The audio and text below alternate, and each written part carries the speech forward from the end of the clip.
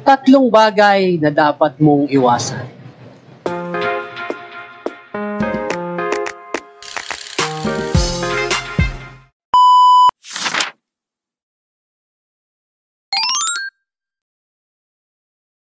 Kapag ginagawa mo yung mga bagay na hindi mo dapat ginagawa sa sarili mo, katulad ng sobrang pagpupush kahit pagod ka na, o yung pagiging sobrang mahigpit sa sarili, ang epekto niyan ay madalas emotional at physical na pagkapagod.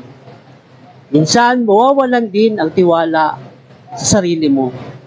Kahit anong gawin mo, hindi ka kontento. Pwede rin itong magdulot ng anxiety, burnout, at pakiramdam na parang hindi mo na alam kung saan ka pupunta. Mahalaga na alaman mo kung kailan ka titigil, kailan ka magpapahinga, at kailan mo kailangang maging mas maunawain sa sarili mo. Ano ba sa palagay mo ang madalas mong ginagawa na parang hindi na nakakabuti sa'yo? Pakitype mo naman sa comment section.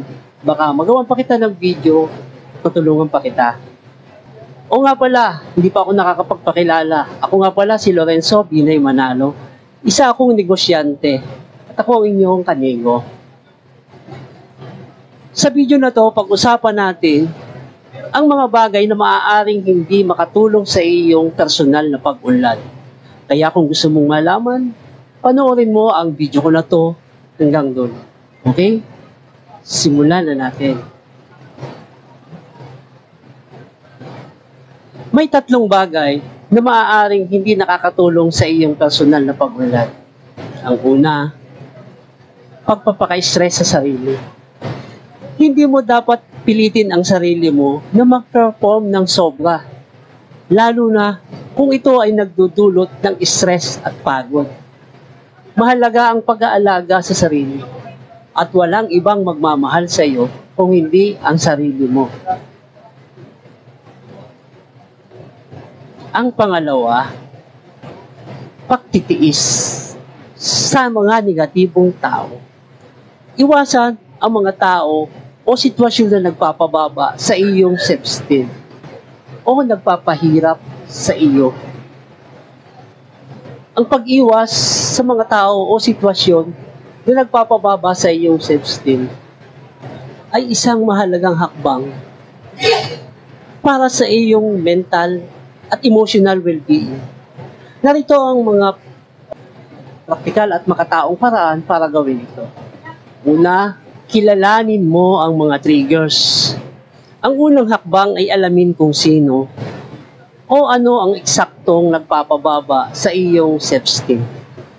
Tao ba na laging nanghihiya, nanglalait, o hindi nagbibigay suporta?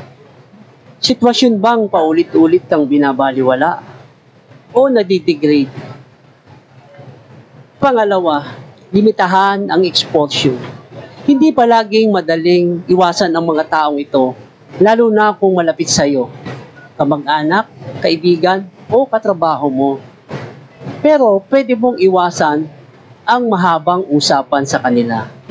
Natanda ng emotional boundaries. For example, sabihin mo, hanggang dito na lang ang kaya kong pag-usapan. Magpaalam ng maayos kung kailangang umalis sa isang sitwasyon. At ang pangtatlo, learn to say no. Matuto kang magsabi ng hindi.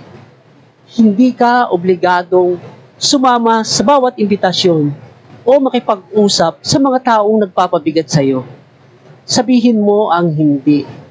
Yan ay may respeto, pero epektibo. Halimbawa, pasensya ka na kaibigan. Kailangan kong magpahinga muna ngayon.